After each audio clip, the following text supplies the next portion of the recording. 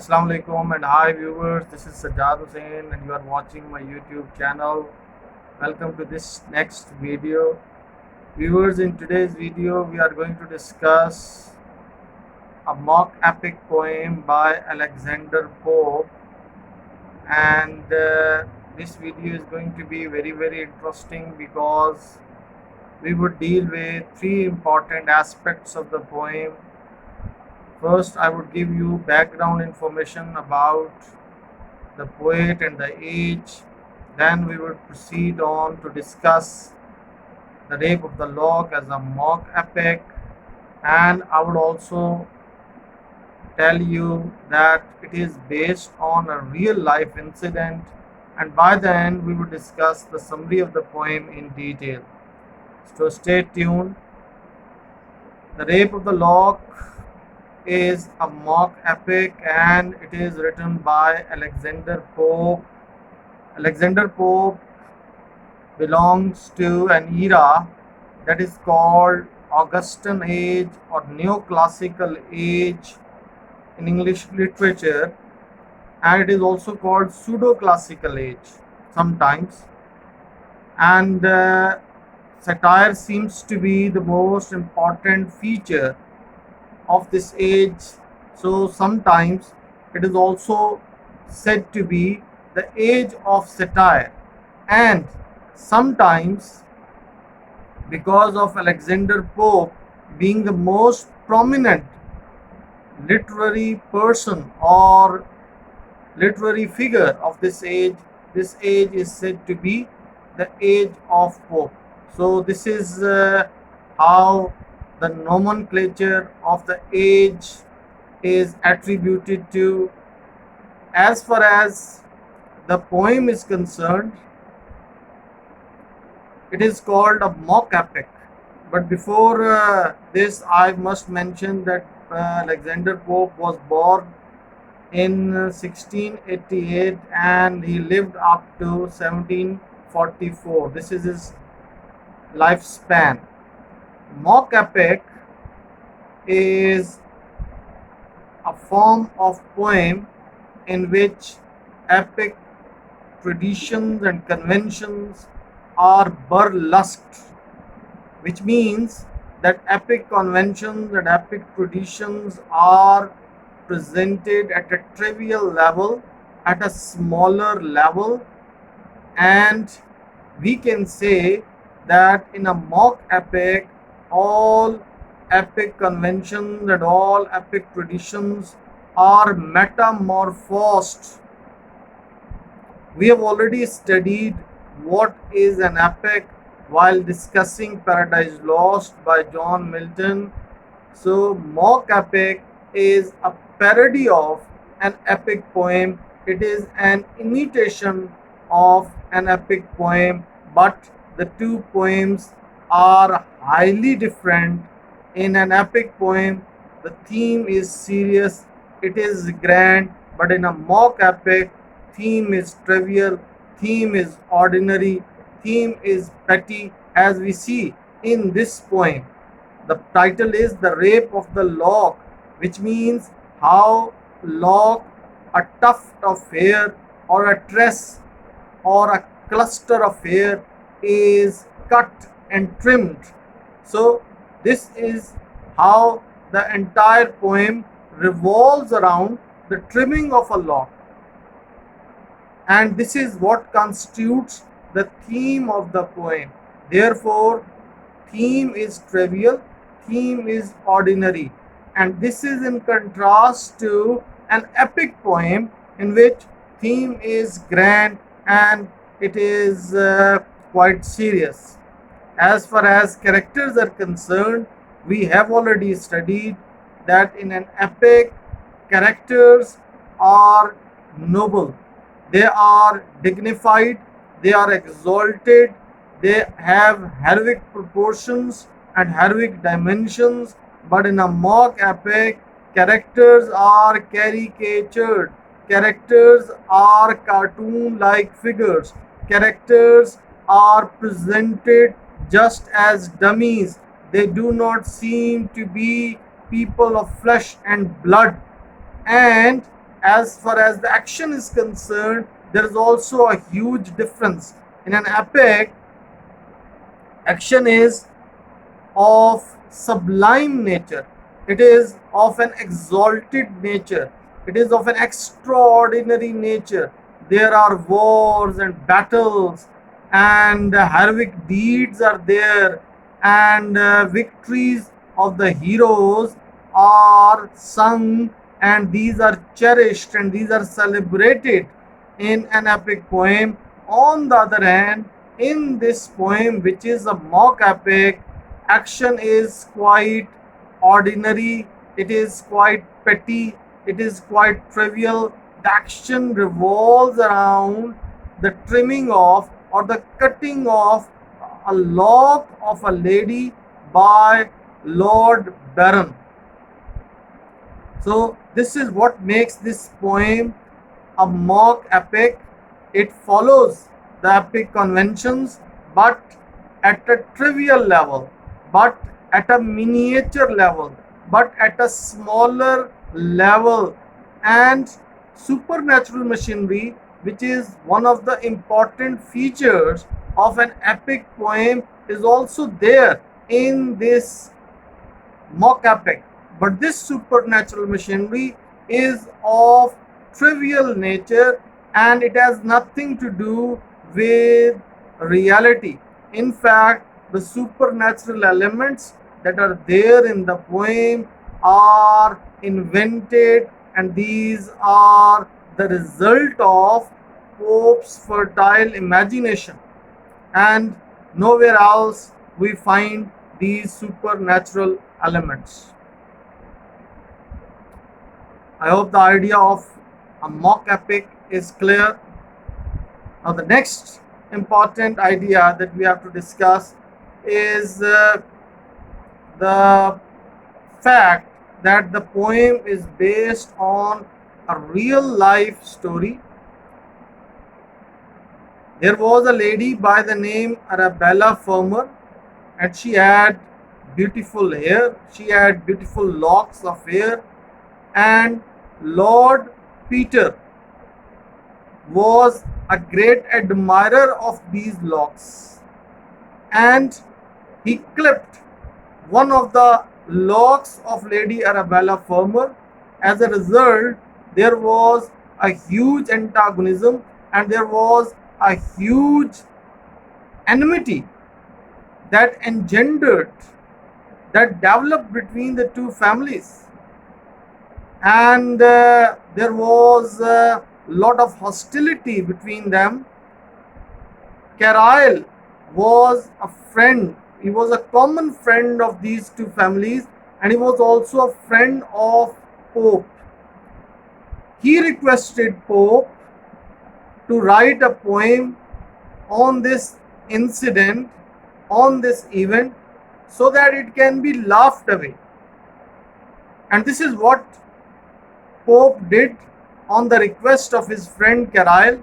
And when the poem was circulated and when it was published and was read by the two families, the tension got released, the tension got abated, and there was a reconciliation that took place between the two families.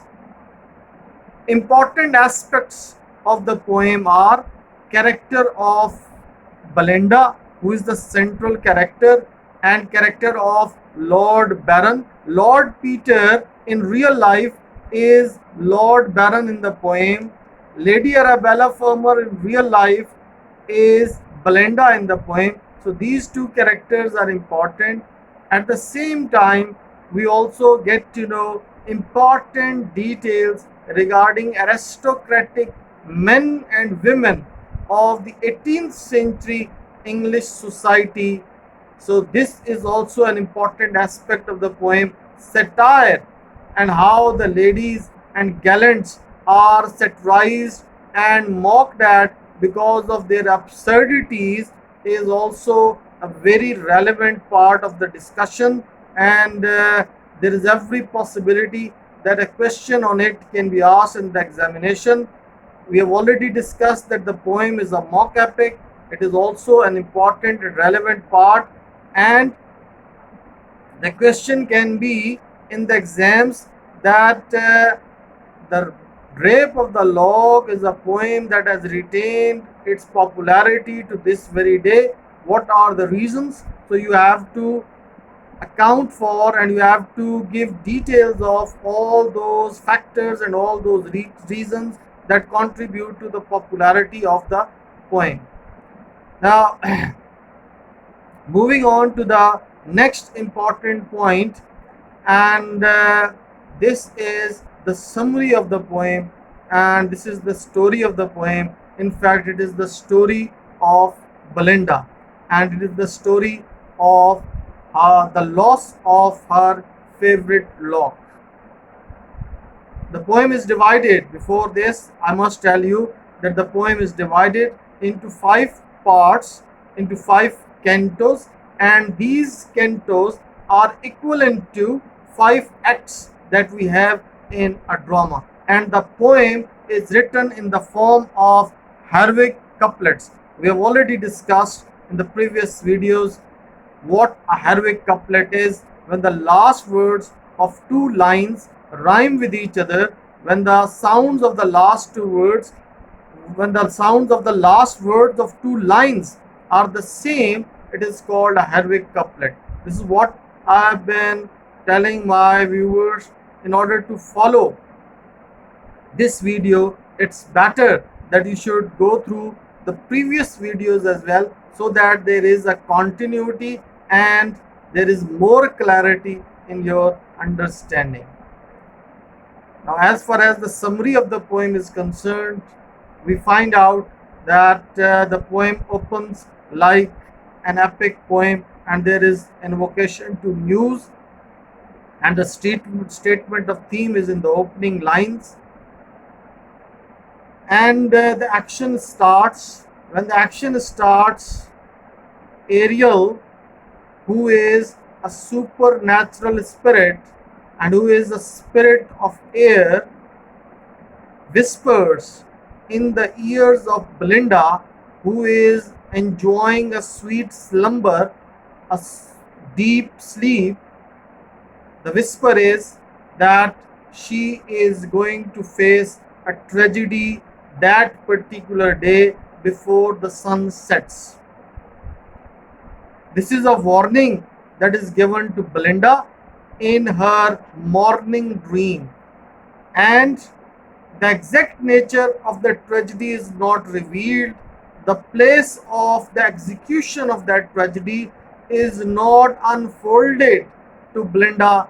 Only this information is given to her by that spirit of air, which constitutes an important part of supernatural machinery, that she would face a tragedy before the day comes to an end and before the sun sets.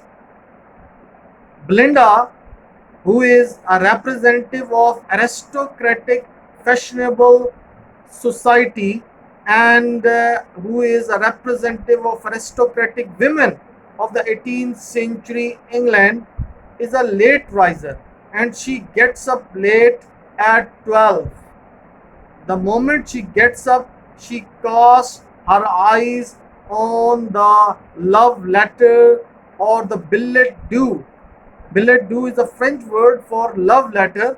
So she casts her eyes on that love letter that is placed there close to the bedside table, and she starts reading that love letter. There are amorous words and charming words and romantic words, and the moment she goes through that vocabulary of these love letters, she is so much inspired by those that she forgets that horrible dream, and then she performs her toilet.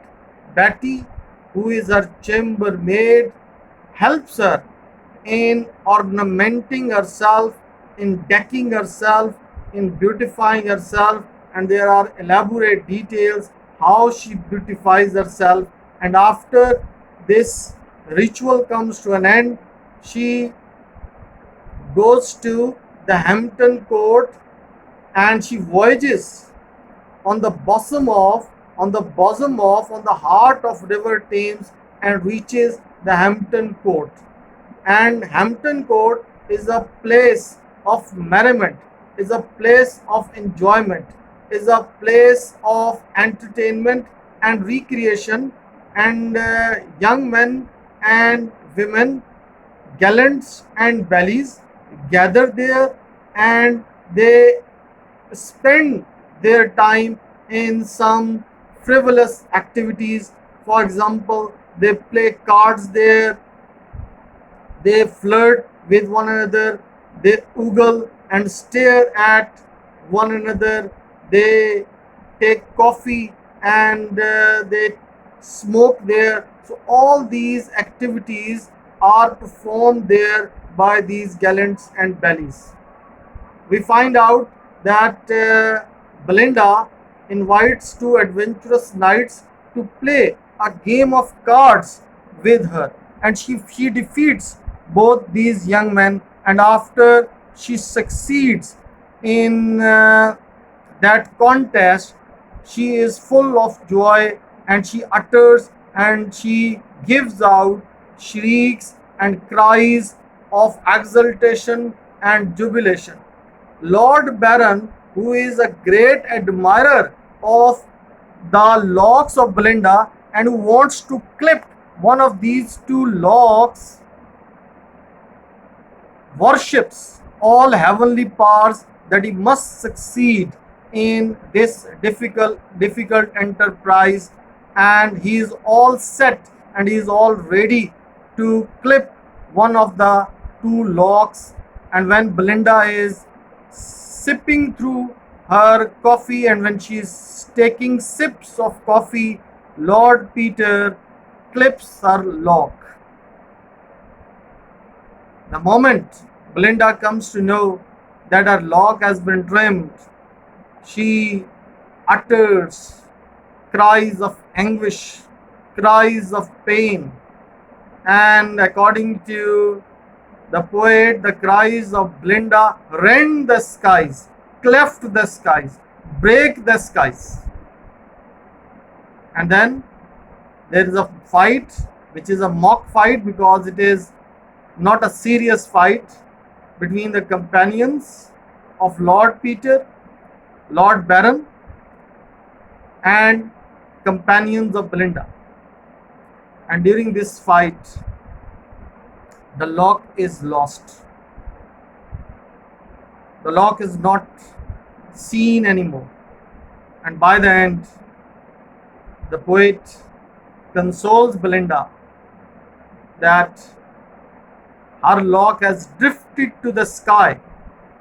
Her lock has moved to the sky. He consoles Belinda that she has to die because all human beings have to die sooner or later. And after her death, her locks would be placed in the dust and these would be consumed by dust. However, the lock that has moved towards the sky and that has become a part of the constellation would remain eternal, and the name of Belinda would be written on that lock forever. Therefore, she must not mourn for, and she must not weep for, and cry for the loss of that lock. Rather, she should pacify herself and calm herself. And this is how the poem comes to an end. There are some important devices that have been employed, like I've already mentioned, Harvick couplets. We find out that there is an element of exaggeration, and that is called hyperbole, that has been used. Juxtaposition is yet another theme, yet another technique that has been employed by Pope. So all these details make this poem a treat to read. I hope you enjoyed the summary, viewers. Inshallah, in the next videos, I'll discuss important aspects of the poem. Keep watching, keep following. This is all for today. Thank you very much.